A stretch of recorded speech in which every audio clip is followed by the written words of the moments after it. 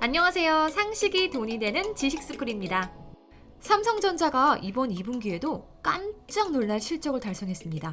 시장 예측을 뛰어넘는 8조 1천억 원의 영업이익, 매출은 52조 원을 달성하면서 코로나 사태 속에서도 시장의 전망치를 훌쩍 뛰어넘는 좋은 실적을 보인 겁니다.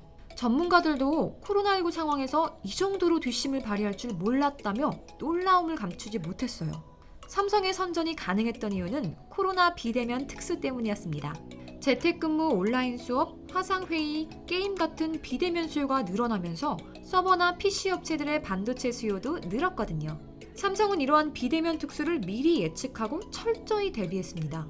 특히 이재용 삼성전자 부회장은 직접 현장을 지휘하며 신속히 대응했는데요.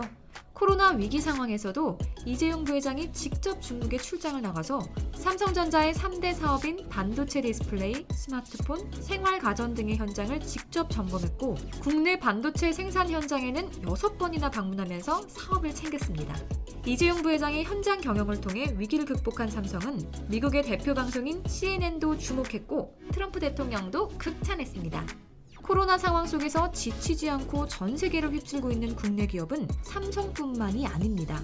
SK하이닉스도 반도체 훈풍으로 1조 원대 영업이익이 나올 것으로 전망되고요. LG전자는 신가전 돌풍으로 미국 월프를 제치고 세계 1위를 달리고 있습니다. 특히 LG전자는 기존 생활가전뿐만 아니라 코로나 상황을 대비한 건강가전과 스타일러 같은 신가전 분야에서 두각을 나타냈어요. 이렇게 혁신성과 뛰어난 기술력이 있는 한국 기업들은 코로나 상황 속에서도 세계 1위 자리를 굳게 지켜냈습니다. 그런 만큼 한국의 주변국들, 특히 일본과 중국은 이 상황을 배아파하고 있다는데요. 과연 지금 일본과 중국의 상황이 어떻길래 한국의 선전을 이렇게 배아파하는 걸까요? 영상 시작 전 좋아요와 구독 부탁드립니다. 한때 일본은 TV 강자였고 LCD 부분의 절대 강자였습니다. 하지만 시대가 변하면서 더 뛰어난 기술인 유기 발광 다이오드가 나왔지만 일본은 변화에 적응하지 못하고 OLED 개발에 실패했죠. 그래서 지금은 한국에게 밀려서 힘을 못 쓰고 있는 상황이죠. 게다가 최근 애플마저 OLED 대열에 합류하면서 일본의 디스플레이 위기는 더 커졌습니다. 지금까지 애플은 OLED와 LCD 패널을 함께 사용했는데요. 올해 하반기에 출시될 최신 스마트폰에는 LCD를 빼고 전부 OLED를 탑재한다고 합니다. 애플의 LCD 패널을 공급하던 재팬 디스플레이는 막대한 타격을 입을 것으로 예상됩니다. 일본이 과거의 영광에 만취해 탈 LCD에 실패한 대가를 혹독히 치르고 있는 거죠. 그래서 JDI는 아예 한국이 쳐다보지도 않는 헬스케어 디스플레이 시장으로 피했다고 해요. 일본 니케이 신문에서는 아이폰 전 기종의 OLED 패널을 사용하게 되면 일본 기업들은 타격을 받고 한국 기업들은 엄청난 수혜를 입게 된다고 밝혔습니다. 일본은 다급해졌고 뒤늦게나마 중국과 손을 잡고 한국 기술을 따라잡기 위해 노력하고 있어요. 하지만 한국의 기술이 그 자리에 머물러 있진 않겠죠? 한국은 또다시 격차를 더 크게 벌리면서 중국과 일본의 추격을 가볍게 따돌리는 중입니다. LG는 이미 LCD 시대가 끝났다는 걸 깨닫고 탈 LCD를 선언한 후 고차원 기술을 필요로 하는 OLED 사업 확장에 나섰습니다. 삼성은 OLED에서 멈추지 않고 QLED를 넘어 QD 디스플레이와 QNED까지 준비하고 초격차 기술들을 선보이면서 기술의 세대 교체까지 나섰어요. 그러니까 이제 OLED를 열심히 개발하는 중국과 일본은 한국을 절대 따라올 수가 없는 겁니다. 한국은 이렇게 뛰어난 디스플레이 기술이 있는 만큼 TV 산업에서 많은 사랑을 받고 있습니다. 이미 미국과 유럽에서는 삼성 QLED 8K TV가 최고라는 호평이 쏟아졌는데요. 한국은 여기서 멈추지 않고 8K보다 100배 더 선명한 QLED 기술까지 개발해 그 어떤 나라도 따라할 수 없는 수준을 보여줬습니다. 한국은 디스플레이뿐만 아니라 이미지 센서 시장에서도 두각을 드러냈습니다. 삼성이 전 세계 최초로 1억 800만 화소 이미지 센서를 개발했기 때문인데요. 한때는 이미지 센서의 절대 강자였던 일본 기업 소니마저 삼성을 이길 수 없다는 걸 인정했습니다.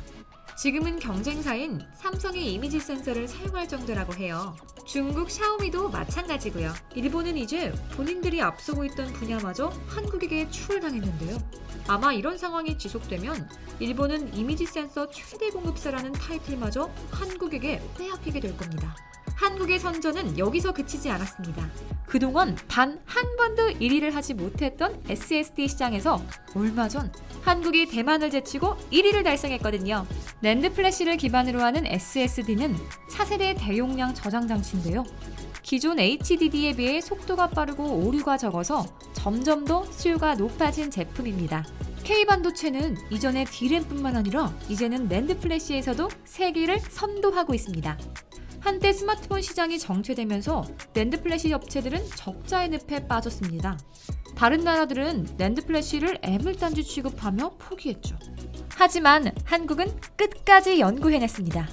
그러다 5G 시장이 확대되면서 낸드 플래시로 만든 SSD 시장이 활발해졌고 한국이 자연스럽게 빛을 보게 된 겁니다. SSD 시장을 주도하고 있는 삼성은 여기서 멈추지 않고 반도체를 나노 크기로 줄일 수 있는 초격차 기술까지 선보였습니다. 그리고 2030 K칩 시대 전략을 발표하면서 반도체 협력사 지원을 통한 생태계 확대, 대학과의 인재 양성 협력, 그리고 친환경 경영을 통해 D램과 낸드 플래시 격차를 확대하고 있습니다. 이제는 메모리 반도체 1등을 넘어 2030년까지 비메모리 반도체에서도 세계 1위를 달성하겠다는 전략이죠. 중국도 비슷한 목표를 갖고 있습니다. 2049년까지 첨단 제조업 분야에서 세계 최고가 되겠다는 테크 굴기를 내세운 건데요. 중국은 한국의 반도체를 따라잡기 위해 반도체 공장을 엄청 늘리는 중입니다. 하지만 한국차의 초격차가 쉽게 좁혀지진 않을 거예요. 중국은 미국과 인도 또 그 외 여러 국가들과 분쟁 상태에 있기 때문에 IT 굴기가 추진력을 잃어가고 있거든요. 오히려 그런 중국 덕분에 한국이 반사 이익을 얻게 될 확률도 있죠. 그러다 보니까 한국은 반도체뿐만 아니라 5G 기술같이 많은 분야에서 중국을 따돌리고 더 큰 격차를 낼 수 있는 상황입니다. 한국 기업들은 이렇게 혁신적인 기술을 바탕으로 포스트 코로나 시대를 발빠르게 준비하며 성장해 나가고 있습니다. 앞으로 그린 뉴딜과 수소 경제까지 결합한 첨단 산업이 시너지 효과를 만들어낸다면 한국은 그 어떤 나라보다 더 빠르게 미래 시장을 선도할 수 있을 겁니다. 한국의 경제력이 더 커지고 미래 시장도 선도하게 된다면 우리 국력도 더 커질 거고요. 그러면 그 어떤 나라도 우리를 함부로 할 수 없겠죠? 여러분이 자랑스러워하는 한국의 기술들은 어떤 게 있나요? 이와 관련된 여러분의 다양한 의견 댓글로 남겨주시면 감사하겠습니다. 혹시 주식하시나요? 반도체 관련 급등 종목이 알고 싶으시다면 오른쪽 버튼을 클릭해주세요. 안녕! 이상스쿨 주식을 모르면 이상스쿨 주식 모르니 이상스쿨